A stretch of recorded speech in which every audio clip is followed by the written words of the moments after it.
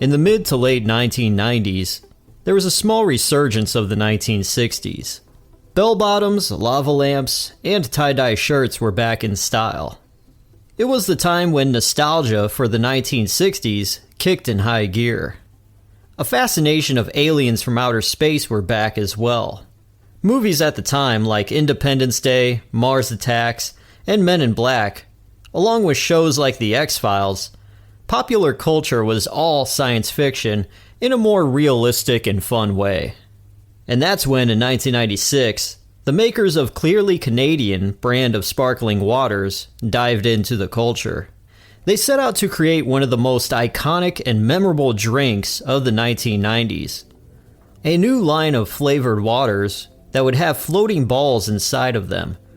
The marketing campaign behind these would be proposing that this drink is from outer space.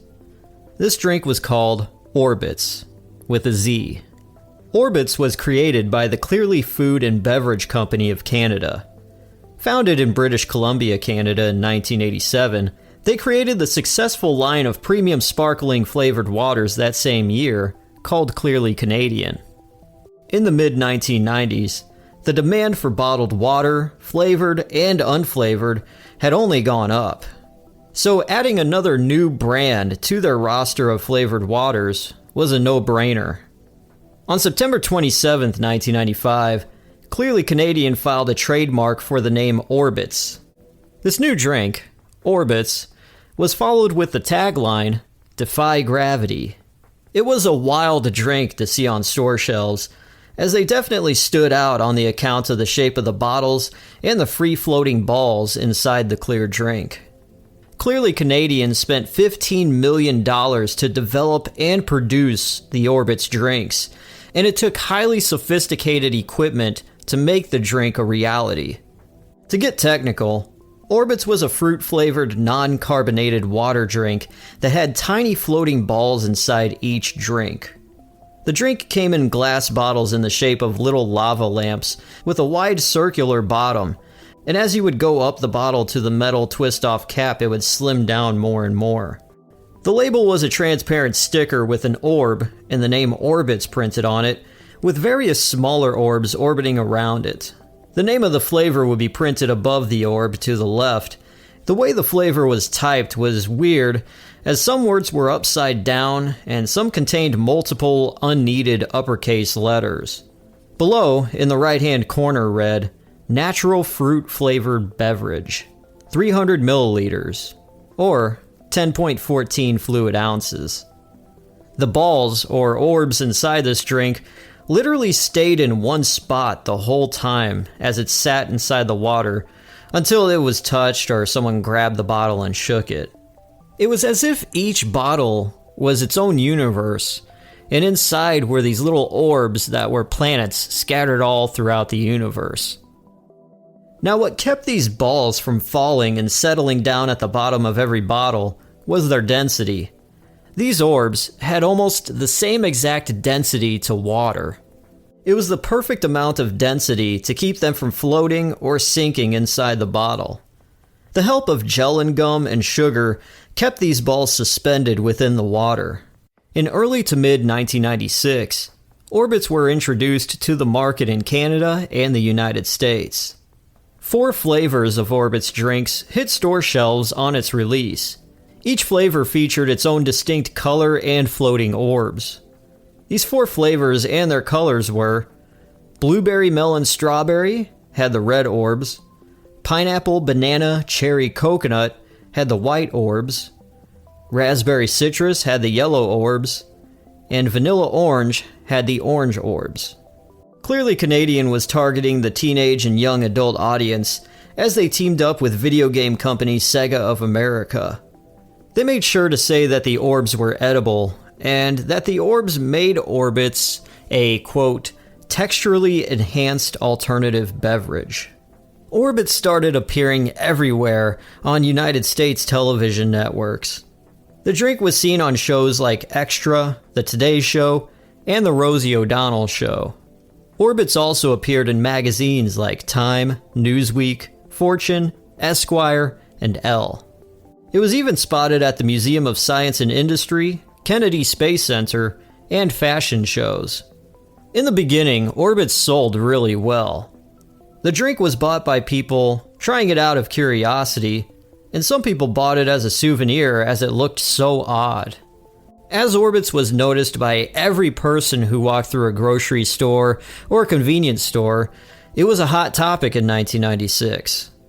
And wrapping up 1996, Orbitz was noticed around the world, and it had won many awards and titles, such as the 1996 Mobius Award and Clear Choice Award for Package Design, and Rolling Stone magazine called Orbitz the hot drink of 1996. By 1997, the people who had bought a bottle of Orbitz out of curiosity before didn't come back to buy more. Early 1997, black-colored caps on bottles appeared on Orbitz bottles, advertising a video game based on the 1996 movie Independence Day. The offer on the bottle cap was for a $10 mail-in rebate for the game. You had to mail in 10 Orbitz bottle caps and the proof of purchase of the video game to receive the rebate, which the offer expired on May 15, 1997. In order to push more drinks of Orbitz, Clearly Canadian decided to have more consumer promotion on their bottle caps, sponsor events, and introduce new flavors, and improve on their original flavors. And with the new flavor of Orbitz introduced in 1997, it came as Black Currant Berry, the official fifth flavor. Black Currant Berry Orbitz was made in limited amounts and was given a special purple cap. Clearly Canadian described it as sweet and succulent black currant orbs surrounded by delicious mixed berry beverage. Also in mid-1997, Orbitz claimed to improve the look and taste of the pineapple, banana, cherry, coconut flavor. This flavor now included double colors inside, which were now white and red orbs inside each bottle. The bottles by this time had the website www.orbitz.com embossed on the lower base of the bottle. In early April 1997, 10 Orbitz vans started traveling to local events and handing out samples throughout the spring and summer of 1997. And Orbitz also became the main beverage sponsor of rollerblade aggressive teams. Sampling of Orbitz drinks were done at rollerblade events all across the country during the spring, summer, and up to the early half of October of 97. As Orbitz was involved with this sponsorship, the Orbitz logo was seen on the official team's uniforms and their vans.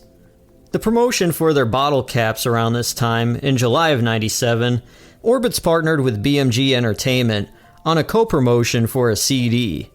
The caps on Orbitz were now blue, and they offered a new music CD titled Defy Gravity, a 15-track CD of songs from up-and-coming music groups.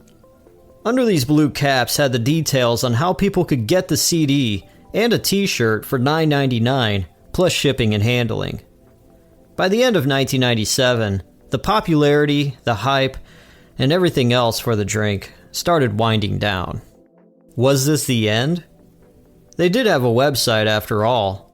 So using the Wayback Machine online, the earliest entry to the website, Orbitz.com, was in December of 1996, which had a welcome page that would read, "By proceeding any further, you will be submerged into the world of Orbitz." Entering the site, it would take you to a page that would read, "Set gravity aside and prepare to embark on a tour into the bowels of the Orbitarium, where anything that matters is random and ultimately intelligible." The website's menu gave you the impression that this was part of some outworldly galactic realm. The choices on the website's menu had very vague and confusing wording. One choice was called Scope Out the Observation Room, which led to wording at the top reading, "The Mobile Chamber Pot for the Gonad Society. Log keepers, axiom grinders, and definers of the infinite that may just fit in a jar, including the random memorial to Orbitarium CO58.94, tragically lost in the Great Screensaver Massacre of '78. Now, as this website was a bit confusing, there were still options like a calendar for upcoming events where Orbitz would be appearing at. By 1998, Orbitz was fizzling out, and they were disappearing from store shelves and not getting restocked. And the customers who had tried Orbitz moved on. On the Orbitz website, there was an offer and request form to buy an Orbitz hat or t-shirt by mail for $8.95 plus shipping. This offer was only good for United States residents, and it lasted until May 15, 1998. As sales dwindled, the millions of dollars invested into Orbitz seemed wasted. Orbitz now saw the fate of being completely discontinued by the end of 1998, and by early 1999, Orbitz had completely vanished. So what caused Orbitz to fail? A multitude of reasons, actually. The easiest and most popular reason would be that people didn't like floating orbs in their drinks. But I have faith that people have more open minds than that, and that's not the sole reason why Orbitz failed. Because take a look at this now, for instance, as boba tea with the little balls in it is a huge trend now. It's massive. But we are talking about the 1990s. And with all the crazy flavors that they did have, like pineapple, banana, cherry, coconut, people probably looked at that and just got a little confused as to what they were expecting to taste. People were still reeling over the confusion of what Crystal Pepsi was. I can compare Orbitz to Crystal Pepsi as both drinks started out very strong with high sales, but fizzled out really quickly as no one returned to buy the product again. Orbitz was definitely ahead of its time, and it would take a few decades for people to catch up to enjoy more wild choices in drinks. There's another reason why Orbitz did fail, and it's more of a boring financial and marketing reason. Orbitz was pushed out really fast into the market, with little to no test marketing. New brands and flavors of drinks sometimes take years of test marketing until they get sold on a national and worldwide scale. It seemed that Clearly Canadian developed Orbitz, and within a blink of an eye, they just threw it out there, placed all their bets on it, without really dialing in and finding marketing tactics to see where the drink would sell and be a long-lasting brand. So that's the marketing reason, but the financial and money reason is that Clearly Canadian was more of a premium drink. And 10.4 ounce bottles of Orbitz at $1.29 each weren't as cheap as a 20 ounce bottle of Pepsi or Powerade. Orbitz failed to realize that their target audience, which were teenagers, would have less spending money and wouldn't want to spend more for less of a drink. So let's just say after a hot summer's day of rollerblading and they go into a convenience store, they'll want to get the best bang for their buck to quench their thirst. They wouldn't want a novelty kind of drink. Now say they turned their glass bottles into plastic and made them bigger and lowered the price. Orbitz could have stood a chance. But after the 90s came and passed, and everything was said and done, Orbitz was seen and labeled as a huge flop. And after years of not using it, on May 15th, 2004, Clearly Canadian canceled its trademark for the name Orbitz. As there was a huge stock of Orbitz sitting around, bottles of it started showing up on auction sites like eBay in the 2000s. Plenty of channels on the website YouTube have videos of people taste testing the drink years later. With these videos of Orbitz being on the internet, it's developed the nostalgia bug for plenty of people who remembered the drink growing up.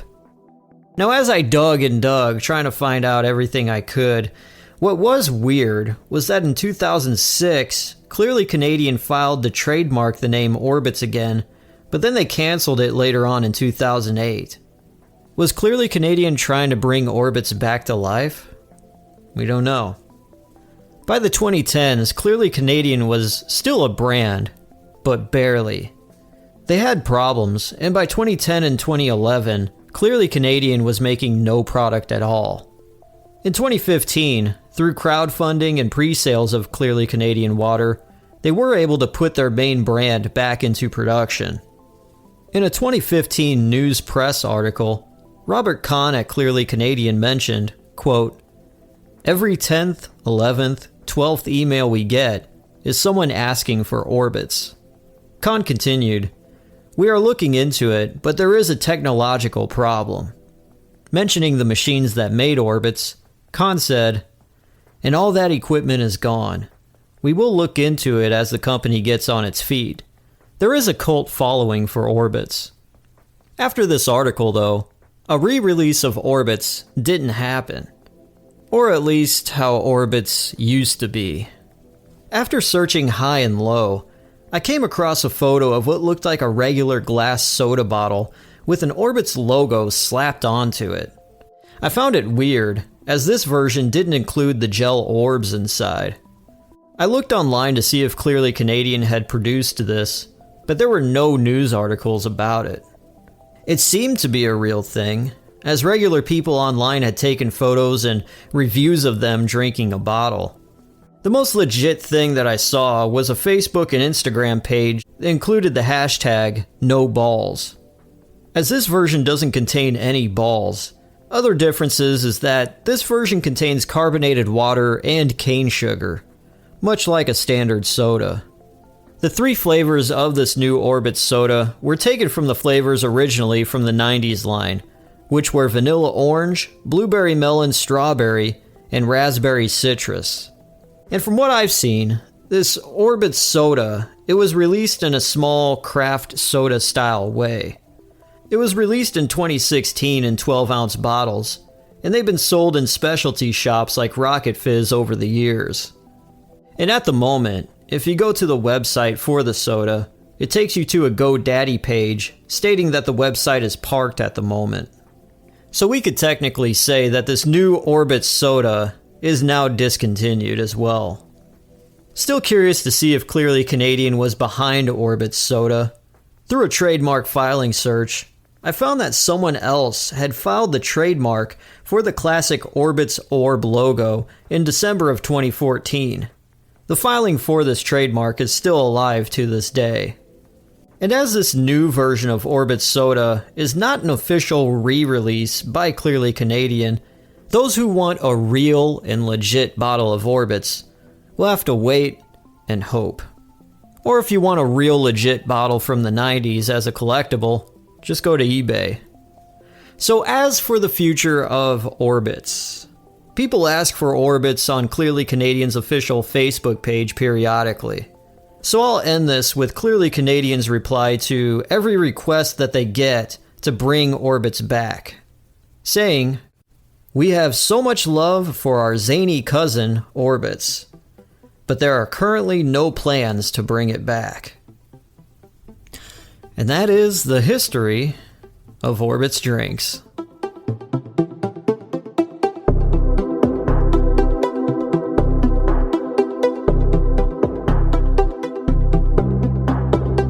Alright, so going through my research, I come across facts that I really can't find any evidence on besides them being on some weird blog or them being recycled and copy and pasted from another blog. Okay, so there are 5 flavors of Orbitz that came out. Now, there are some websites online that say there is a 6th flavor, and this 6th flavor is called Charlie Brown Chocolate. Now, if you look up Orbitz and you read anything about it, you do a little bit of digging online, you will find that this flavor exists really only in blogs about the drink people have written about, or those very disposable retro nostalgia videos that are made that are about 3 to 5 minutes long, and it's like, hey, look at me, man, I'm the cool nostalgia guy. Now let's take a look at a drink called Orbitz. It came in this color, this color, this color, and these flavors, and Charlie Brown Chocolate? Ew! Now, as these videos get millions of views, and the average person really wouldn't want to look into it, and, you know, they'll get their information watching these videos, and they're just smearing false facts out there, because most of these, it's like they do just a copy and paste practically of some stuff and really not look into it. So I just want to let you guys know that here at Industrial Industries World Radio, we take the next step, we take the next level, and really figure out if things are what they seem. So what did I do? Well, I emailed Clearly Canadian to get down to the bottom of this drink flavor, Charlie Brown Chocolate. Couldn't find any pictures of this drink online, couldn't find anything officially announced on the Orbitz website. So went to Clearly Canadian, I emailed them, and it took a while for them to email me back. I thought, oh, this is like a lot of other things I've done podcasts for, where I'll email and people probably just look at my email and delete it and don't care. But Clearly Canadian was actually nice enough to get back with me and clear some things up, no pun intended. So first I will read you the email I sent Clearly Canadian, and then I will read their response after. So I wrote, "Hi, I'm doing a story for my podcast on the old drink from your company called Orbitz. Not asking for them to be brought back or anything, haha. As I've looked into things, some places online have mentioned a Charlie Brown chocolate Orbitz flavor that was released later during the drink's life. Having not seen a single photo of the flavor in my searching, I want to say it didn't exist, as there's no evidence besides hearsay on some random blogs. But as this flavor was brought up, I'd like to ask you guys to get a definite answer. And if you happen to have photos of the Charlie Brown chocolate flavor on hand, I'd love to see it. Thank you and have a great day." About 2 weeks later, I finally got a response back from a lovely lady named Jennifer from Clearly Canadian, and she wrote, "Hello. Thank you so much for writing us. It took me so long to respond to your email because I was waiting to hear back from the many, many people to whom I forwarded your questions. The truth is, no one currently working at Clearly Canadian was here during the time of Orbitz, and there is absolutely nothing in our archives that alludes to the existence of a Charlie Brown chocolate flavor. Mind you, that doesn't mean it never existed, it just seems highly unlikely. You would not believe the volume of email and social media messages we receive regarding Orbitz. It's kind of astonishing, considering the beverage was only produced for 1 year. It was a very technologically advanced drink that was truly ahead of its time. However, we have no intention of attempting to recreate it at this time. Thanks again for reaching out, and please pardon the lateness of my response. Cheers, Jen." So there you go, giving you the hard-hitting answers that you rightfully deserve, only right here at IIWR. Putting things to rest. Charlie Brown chocolate didn't exist. You heard it here first, folks. Next, some people are claiming that in the early years, there was a slogan for Orbitz that was called "The Drink with Balls," and that was their slogan they were rolling with. But as this drink was being developed in 1995, looking back, going through trademarks for what they were trying to do, there is no trademark for the "Drink with Balls" slogan filed anywhere. It was always "Defy Gravity." That was always the slogan. If you look it up, that's all you could find all the way back in 1995. That was when it was registered. So seeing that the "Drink with Balls" slogan isn't trademarked anywhere, I want to say that is a fake fact. Before we get into this wild ride of whatever I came across on the website, Defy Gravity, the CD music compilation. This CD was basically just a collection of artists from Canada and the United States that were big at the moment, or they were trying to, or they're just trying to promote their stuff, and most of it was, I don't know, you can listen to it for yourself. It was hard for me to find any copies of this CD anywhere, and I still haven't. I don't even know what the cover of the CD looks like. But I did wind up coming across about 11 tracks of the songs that were on the CD, and I put it in a compilation on a playlist. And if you want to listen to what the Defy Gravity CD did sound like, you could go to my YouTube channel. It's Industrial Industries World Radio, and look in the playlists, and it should be there. It'll say Orbitz Defy Gravity compilation CD, and you can listen to it for yourself. I was bored, but maybe that's what Defying Gravity sounds like. If you are curious as to who was on the CD, I'll give you a little track listing here. Hello by State of Grace, Memphis by Babe the Blue Ox, Corrine by Joy Askew, Anything for You by Another Girl, Rocket Flare by Comet, Good Enough by Solar Race, Tilt-A-Whirl by 30 Amp Fuse, Over It by Matthew Sweet, Van Halen by Nerf Herder, Follow Me by Wild Orchid, Friend of Mine by Treble Charger, and Sunday Morning by Lee Andrioni.